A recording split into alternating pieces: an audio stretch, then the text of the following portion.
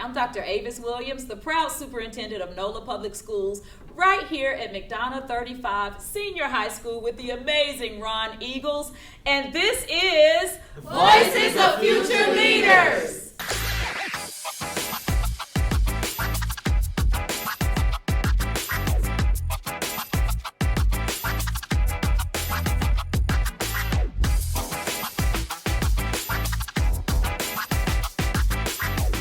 Well, hello. This is another edition of Voices of Future Leaders, and we are right here at 35 Preparatory College, or as some people know it as MAC 35, and with the Ron Eagles in the house. We're going to start off with some introductions from our scholars, starting over here.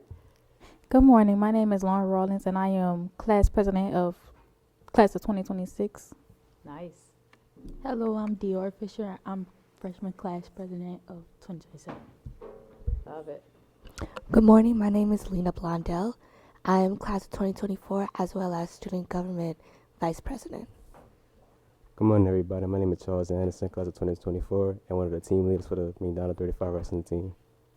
Nice. And then we also have two amazing guests with us. You know, one of the things we try to do with Voices of Future Leaders is to keep it intergenerational. So we're really talking across generational lines. So we've got Donna Glapion. Good morning. It's a pleasure to be here. Love to be around my fellow Ron Eagles. Yes. And Gail Glapion. How are you? I'm very well this morning and good to be here also. Awesome. So we're excited to have you guys as guests, and I've had a number of conversations with these amazing young people, and I know you're going to be as impressed as I am because they bring so much to the table. And one thing that I always say for our young people is that these problems that we have in our community and in the world are not yours to solve, but you do deserve a seat at the table and for your voices to be heard. So we're going to start off just talking about social justice. What does social justice even mean to you? When you think about the idea of getting justice for all, what does social justice mean? Once again, my name is Charles Anderson, class of 2024. But I feel like social justice means to me is like where I feel like everybody, like social justice is about fairness, because many people don't realize that social justice, like many people don't have the type of job opportunities people have to this day, and I feel like it's really like a big cause in like today in society. Yeah, I love that. It's about fairness. What else? I feel as if social justice is also a way to communicate that people are allowed to find a way to get, equal welfare. You know, I gave an example prior to starting. It was when high school students, begin their journey into like getting accepted into colleges. There should be a way that they have an access to finances, so that when they get into college, it won't be a struggle to constantly worry about textbooks or classes or getting into dorms, like such as those stuff. I love that. So education and finances. I don't know about you, Donna, but I had student loan debt. Yes, and that's an issue for most students, no matter what their background is, but specifically for families who may be first generation in college. Yep. It's just something that we have to work on so that it's fair opportunities across the board. Yeah, and it is a social justice issue because everyone deserves to have a quality education in high school and beyond. But what are some other social justice issues that mean something to you? As young people in our city, what are some issues that you are concerned about? Go ahead. Hi. One of the major social justice issues that we have across New Orleans is gun violence. Gun violence comes from everywhere, with teens to kids to babies to parents, grandmothers, etc. Even with kid on kid gun violence is everywhere. And I feel as if that's one social issue that impacts everybody across New Orleans. Yeah, and you bring up a really good point because we hear that a lot. And when we watch the news, of course, we can't put our head in the sand as it relates to gun violence. Anybody have any other thoughts about that? I mean, how has that impacted you as young people? As like being from New Orleans and being a member of gun violence, it really like brings a toll on you because many people don't understand, like once you lose somebody close to you, that's been in your life like so many years, it really like weighs you like down. Cause you know we like New Orleans like murder capital, and I hate that cause like we don't understand like it just brings our mental health down to the fullest. Yeah. And it hurt everybody so that we can't have the person that we have today because we lost them to gun violence. And I appreciate you tying it to mental health and wellness, and that's one of the things that we spend a lot of time talking about. And Mrs. Glapion, when you think about where we are in New Orleans now, as a resident of New Orleans and a leader, what are your thoughts on the current state of gun violence and the impact that it's having on our young people? Well, I tell you, it's really symptomatic of a lot of injustices that has turned into a situation that affects all of us.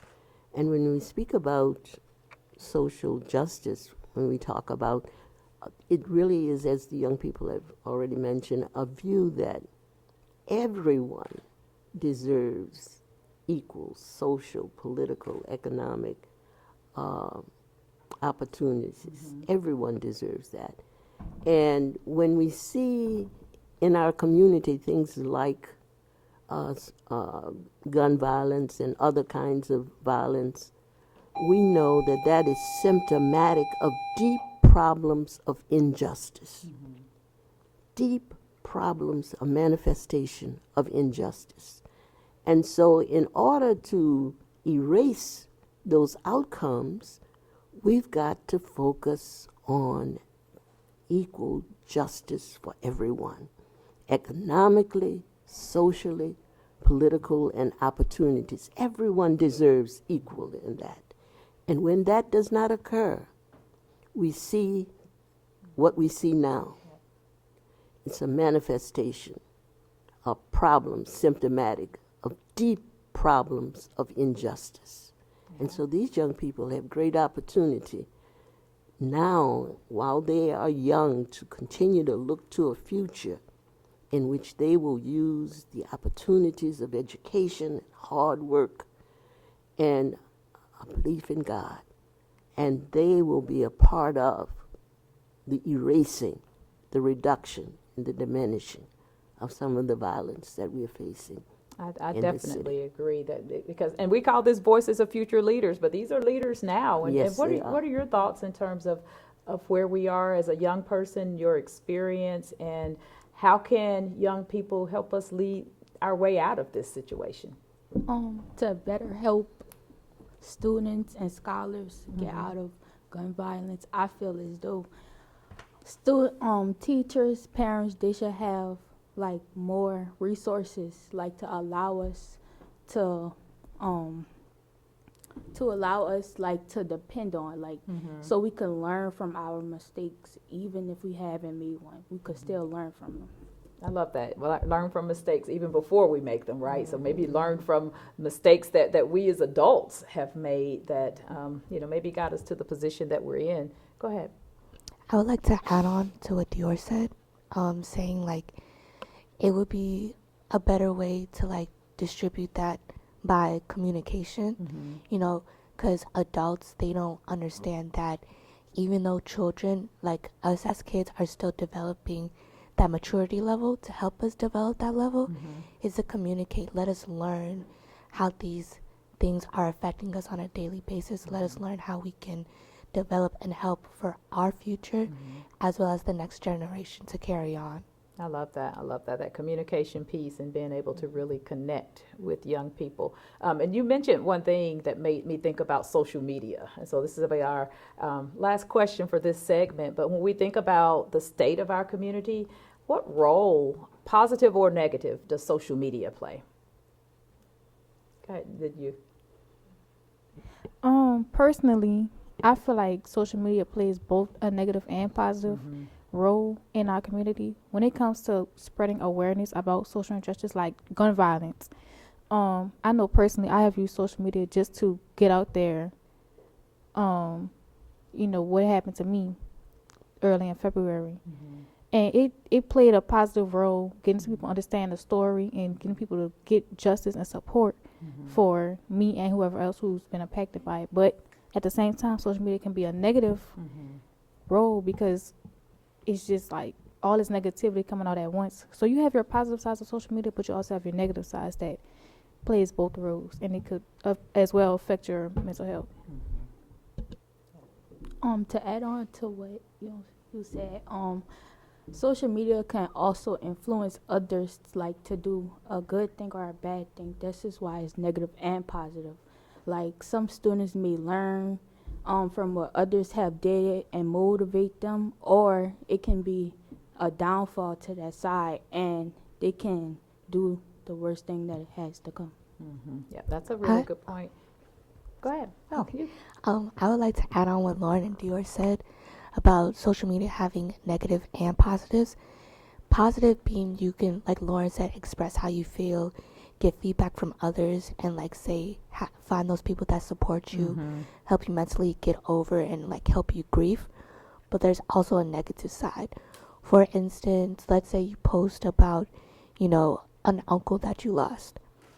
This uncle meant so much to you, and in the comments of that certain post, you have your friends that support you, but you also have these other different people that you don't know saying, oh, how did he die? You don't really mean this stuff. You don't do this. Like, this doesn't matter. These, like, you putting that platform on social media, you did that to, like, get weight off your shoulders with your grief. But there's also a negative side to social media that's, like, constantly egging you on, saying, like, oh, your grief isn't as important, when in reality it is. Absolutely. You just don't know how to confine in that. Yeah, I love it. I love it. So as we wrap up this segment and prepare for our next segment, I want to hear from each of our guests, and just in a sentence, what are you optimistic about? When you think about social justice, obviously we can always identify challenges that we need to address. But what brings you optimism in the place that we're currently in? And I want to start with you. What are you optimistic about, Mrs. Well, Glapion? I'm optimistic about what I'm seeing with many young people. We unfortunately get more attention when we point to the negatives, especially around young people. But I see a great deal of hope for the future in our young people. I love it. They are so much more aware and have the opportunities through technology to learn more even beyond the classroom. I'm optimistic about the leadership that is being taken, especially by black women across this country. Black women have always been behind the struggle for equal rights, but often they did not get the attention and the celebration of what they did. But now they are really, black women especially, and many, many young people, they are taking stands that are reminiscent of my era, when young students really were very significant and played such a major role in the civil rights fight. So I'm optimistic about the future because what I see in our young people today. Awesome. These among them.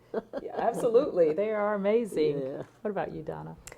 Well, I'm optimistic about the future because I think the overwhelming amount of information at our young people's fingertips, it can be a negative thing, but I think that our young people are using it to get their own social justice. They're learning that you can start your own business. You can learn whatever it is you want to learn how to do. So I'm optimistic that our young people are taking advantage of the limitless information available to them that wasn't available at fingertips to previous generations. I love that because it could be overwhelming, but to your point, they are taking full advantage and doing great, amazing things like being entrepreneurs. So for our scholars, what are you optimistic about in this moment?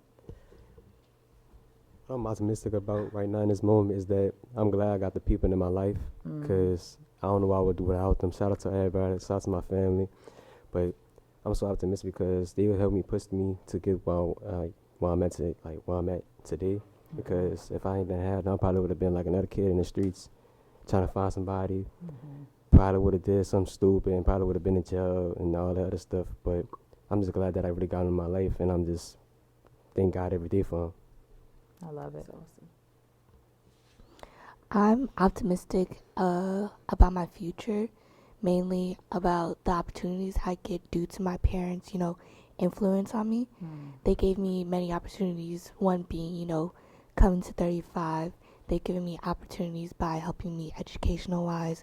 They've given me opportunities, sports-wise, so I'm very grateful for them, as well as my siblings. They helped me through a lot, and my friends, of course. So overall, I'm just excited to be in the world, see like other point of views throughout life, and just excited to grow into an adult. I love it. I love it. I'm optimistic about self-awareness. Like, I'm be able to grow as a young adult. Like, I'm only in 9th grade. I have a long way to go. But I have been given motivational speeches by others that have motivated me to be much more than I can be and I will be. And I have been given resources that can get me into colleges and more. Yeah. I love it. That's good stuff. I'm optimistic about being able to indicate my own future. I get my parents, my support system that I have, they let me indicate my own future and what I want to be. They don't let me, be in the streets and play wrong by my decisions, but they allow me to indicate what I want to do with my future, as well as have the different opportunities like 35 has given me so far. Like, I'm only a sophomore, so I know, like she said, we have a long way to go, but even from just being here 2 years, I have been given so many more opportunities than I could even think of. And I'm really optimistic about being able to indicate what I want to do with my future, and being able to play life with as accordingly. I love it. I love it. Wow. All of this brings me so much joy and optimism. And I'm so grateful to each and every one of you for spending some time with us. And we do have a part 2 of our podcast, Voices of Future Leaders, right here at 35 with the amazing Ron Eagles. So thank you so much to our scholars who participated in part 1, and stay tuned for part 2 of Voices of Future Leaders. All right. Well, welcome back to part 2 of Voices of Future Leaders. And so I realized that I may have misspoke in terms of the name of our amazing school today. So before we do scholar introductions, help me out here. Where are we? We're at McDonogh 35 Senior High School. I love it. I love it. And welcome, welcome, welcome. And so as we get going with our second segment, let's start with introductions. Good morning, everyone. My name is Layla Wade, class of 2024, and I am student government president. Good morning, my name is Anaya Brown. I'm class of 2024, and I serve as the student government's treasurer. Good morning, my name is Ty Brown, class of 2024, and I'm a top 10 scholar at the McDonogh 35. Good morning, everyone. My name is Maya Mack, and I am the senior class president. Wow. So we've got some amazing leaders, all seniors for this group. So let's start off. Voices of Future Leaders is all about looking at social justice and making sure that you all have a voice as we discuss challenges that you face and even that our community faces. But let's just begin by, what does social justice mean to you? To me, social justice means to have equal access to opportunities, generational wealth, and educational resources. Ooh, I love that you added generational wealth there, because one of the things as an educator, we always talk about achievement gaps, but there's a huge wealth gap in our country too. So thank you for lifting that up. Other thoughts? Social justice to me is basically equity. Exactly what Layla said: equal opportunities, equal treatment, equal access to the opportunities that we need. Yeah, I love that you mentioned access as part of that, because that definitely matters. So with part 1, we really talked a lot about gun violence, the impact that it has on young people, as well as mental health. I want to pivot a little bit, and we've got some other issues happening in our community. And I don't know if you guys have gone outside, and especially in New Orleans East, and there's this smog, right? And the air quality is not great. And we've got some amazing guests here with us today who are residents. And I actually want to start with you, Mrs. Glapion. When you think about the air quality issue, do you see that as a social justice problem? There are so many problems that are social justice issues. And that particular one, smog, which is a combination of fog and smoke in New Orleans East, where I happen to live, is a very serious problem. And unfortunately, there seems to be issues of the environment, particularly problematic in areas where predominantly black people live. Yeah. Throughout our history, we've been fighting environmental issues, whether it's issues of pollution in the river, where we have areas known as Cancer Alley. Many black people live in those areas.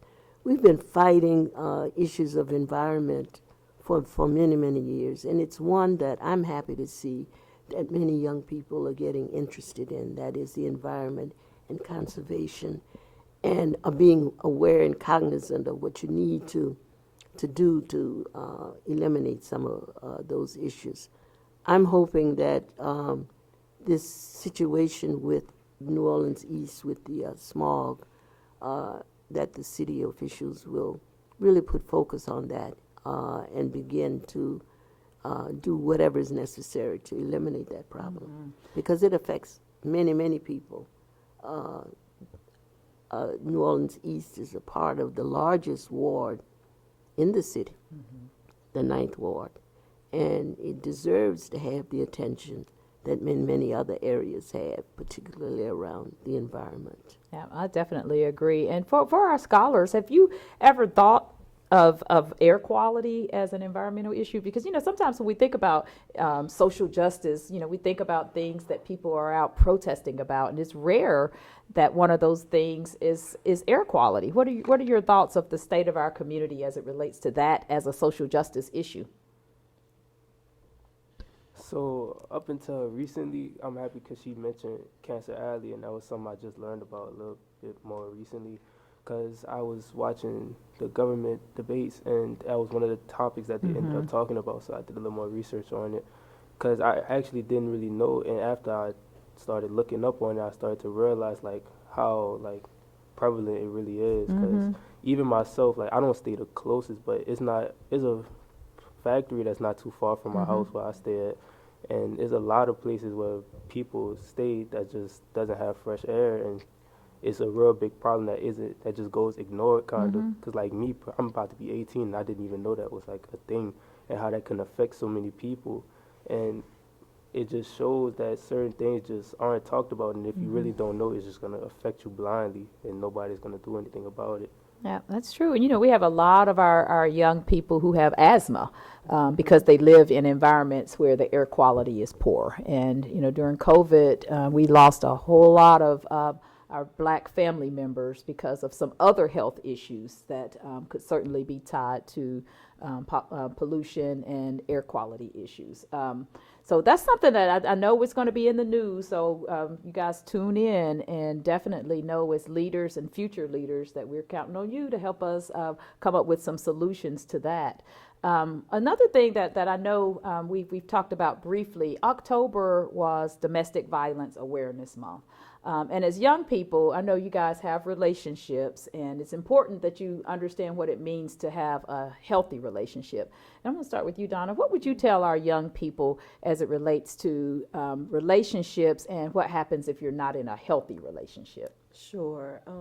The most basic thing I would share is that for two people to just always be respectful of each other.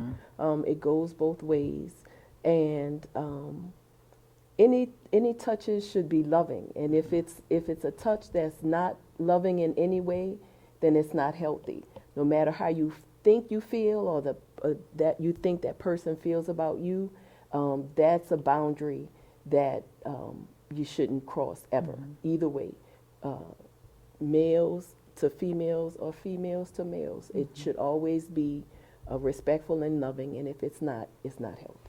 I love it. And yeah, I think the theme for the month is love should not hurt for the month of October. What do you guys think about that as young people? I know you guys have a lot of I guess, social contact in terms of social media, but in terms of relationships, how does domestic violence impact you, or have you seen that as an issue that maybe more adults need to talk about and support you in?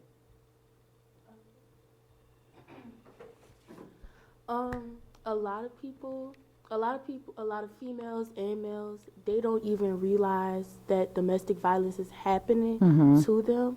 They're like, oh, well, this person was just angry at this time, or I said something to make this person angry, or anything like that. Like, they start blaming themselves for it.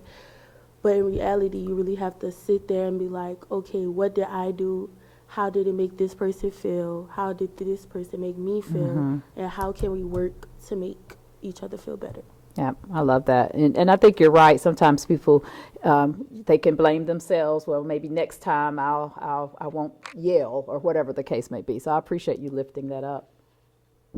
I also agree with Maya. I feel like just because, we're young, a lot of people, it's just not a topic that is touched on. People feel like, oh, they're young, they're going to grow out of it. But most abusive relationships start young. Like, it starts as a little, you get angry with each other, but it also grows. And I feel like older people, should, try to talk about it more, just so that people feel comfortable with coming out about it.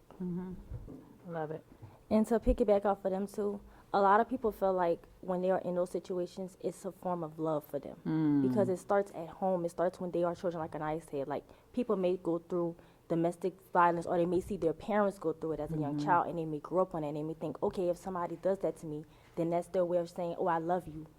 So they just take it and they just eat it and they just go through it. But then when people try to talk to somebody, they kind of get defensive about it. Yeah. And it's sad that it's not a topic that people talk about a lot, because a lot of people hide what they go through. A lot of people fake the pain or fake the smile, but in reality, they're really dealing with a lot of trauma and a lot of things that are going on in their homes. And, that stems to a lot of things, which goes back to mental health and goes back to violence. It can mess with somebody's mental health. It can seriously make somebody feel like that if they leave that person, they're going to be alone, that they won't be able to survive without them, they won't be able to live without them. And then it makes them go into a depressive form of get suicidal, and they try to get themselves out of it. And then if they seek for that help, then their perpetrator or their abuser then goes and become even more violent towards them, which makes them, the person that's getting abused, act out in forms too, which then causes a big spiraling effect. But if we as a city and as a community open up more resources to give those men and women the chance to get out and have those voices to say what they're going through, then maybe it can positively affect the way that people are dealing with it. Wow. I mean, you said a lot right there, and I could not be more in agreement with you. I think that was spot on. I love how you talked about sometimes people stay because they think it's love, and as adults, I think one of our jobs is to make sure that you all see healthy and truly loving relationships. And when you don't, it is easy to fall into an unhealthy relationship. What do you think? We have one young man on our panel. What are your thoughts on this? I'll piggyback off of pretty much everything that they all said, because I really feel like it's just like they said, it's a topic that needs to be touched upon more, especially for young people, like they said, because our minds are still developing, and some people just, everybody thinks differently. So at this, while they're young, they're in a vulnerable state. So say, for instance, is a person they've been talking to for so many years, they done grew up talking to this person, they feel like this is the only person that knows them. So they're going to feel as if they got to put up with things like this because they just don't know what else is out there. And they're just vulnerable. They don't know any better, and they haven't had anybody feel like they can talk to. And just like she said, they try and seek help, it could cause more problems, or they might also feel like if they try and seek help, nobody's going to listen. Yeah, and I'm going to ask our team to make sure we put the phone number for seeking help for domestic violence, because you all have brought up some really important points about getting help. And I've read statistically the most dangerous time in a relationship is when the person that's being abused leaves. And, you know, we certainly want to make sure that we provide those resources. So that was great conversation. You guys are so extremely insightful. Wow. And as we wrap up this segment, though, I do want to turn the tide just a little bit. You know, we talked about some heavy things around environmental justice as well as domestic violence. But now I want to talk about inspiration. You know, when we think about being leaders, future leaders and current leaders, what inspires you to want to be the change? You know, there's a saying, be the change that you want to see. So what inspires you to be the change? And we're going to start with you. Well, inspiration is a very important part of our lives. To be inspired to move to action is really, really important. And you all have indicated you have great insights about things to be able to act. And one of them, as you talked about the domestic violence, is young people. I happen to have been over a program called the YWCA, and we had a rape crisis program, a battered women's program, all kinds of programs dealing with violence against women, children, and families. And one of the lessons we learned from that is, as one of you all, I think, mentioned, young children who are in a situation of domestic violence, they tend to think that that is appropriate. The girls tend to believe that that is okay, and the boys tend to believe that it's okay to batter. And so when we talk about being inspired, if you think about the people who you've seen, whether it's here at school, teachers, at your church, in your community, people that you know about, whose lives are so intentional, who you see intentionality in their lives, you see purpose in their lives, you see focus in their lives, you too can be the same. And it doesn't have to be necessarily some famous, outstanding person.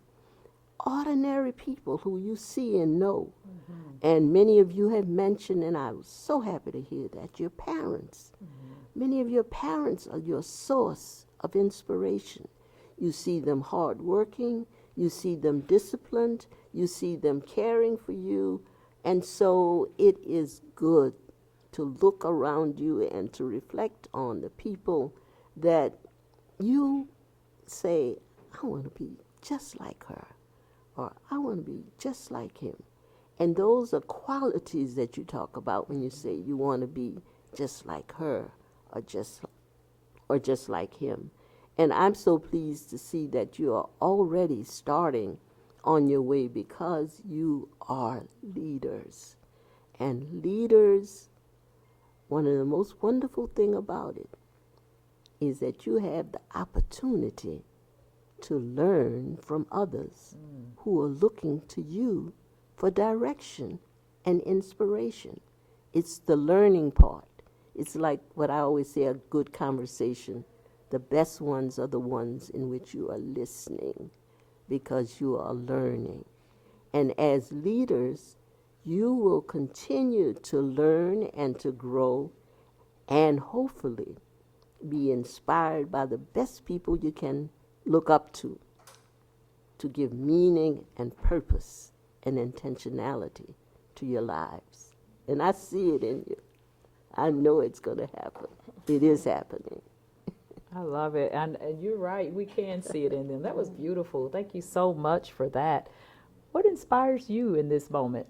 So when I talk about inspiration, I like to also mention motivation. So to me, inspiration is something that comes externally to you, and motivation is something that's internal. So I like to use the both together. So if you see something that inspires you, an idea or a way of being or a way of living, anything that you see that affects you in a way that says, I want to do that, or I want to be that, I want you to also think about motivation. what that thing that's inside of you that makes you move to action towards the thing that inspires you. So when you feel inspiration, make sure you have the internal motivation to get to whatever it is you want to get to. Love that, because we can be inspired all day long, Yes. but what are we going to do, right? To move I love towards it. it, I yes. love it. All right, young people, how inspired are you, or what inspires you in this moment? I would say in this moment, the things that inspire me are, well, it's my drive to make a better impact in this world. Like, I want to make sure that anybody that crosses my path know that they have somebody that they can lean on, that they can confide in, Love it. that it's going to support them no matter what. Yes. And I feel that when I see people like my friends, for example, or my family, like when they see that I'm cheering them on and I'm smiling for them, it makes me happy for them, and it makes me feel like, okay, if I can do that for one person, or if I can do that for a group of people that are in my life, then I can do that for a lot of people. And it's like in this community, like my goal eventually is to become a congresswoman. So when I see the struggles and how those struggles affect our community, it kind of pushes me and inspires me more to go to my goal of being a congresswoman, so that I can advocate for the people who may not have those voices, or I can make the changes for people who don't have that opportunity to make those changes, or feel that they can't make those changes just because of the things that may be holding them, or the barriers that may be stopping them from doing that. So I would say my inspiration is the drive of just being around my family, my friends, being around people that need help, or that, that wants to make a better impact in the world. And you're going to be an amazing congresswoman or president. I love it. I love it. So I definitely agree with what all of you guys are saying, but my inspiration kind of works a different way. Like when I see, for example, my mom, like I went through a lot of stuff. Like she had me in her 30s, so it's like I went through the terms of her growing up, and so it's her, and it's like the Ruby Bridges and the Rosa Parks and all of that. Is when I think of it, I think I want to be better than them. Like I have to be better than them, because they did all they can do for us as African Americans, and if that wasn't enough, as African American women and African American children in the country of the United States right now. I want to be a Supreme Court justice, and I feel like that we have to be better than the people before us, because if we aren't better than them, the world is never going to change. I love it. Ooh, y'all are dropping some serious knowledge here. And a Supreme Court justice. That's amazing. I can absolutely see that in you. So my inspiration is a little more personal based for me, because I know, like, I grew up and I was more apprehensive with a lot of things, and it was more so like I would always be apprehensive, and then I would go back and look at it like, I wish I would have done this. So now I feel like if you can, you should, in a way, like take action. Don't shy away from a challenge, and if you have an opportunity to make things better, just do it. It's gonna if you don't, nobody else will. I love that. So that's kind of how I look at it. Then on top of that, I want to make the world a better place for not just me, but, I want to have a family one day. I want my family to be able to feel free while they're in the world, and not feel like a burden on top of them, and not even just my family, but the next generation, for everybody. I love that.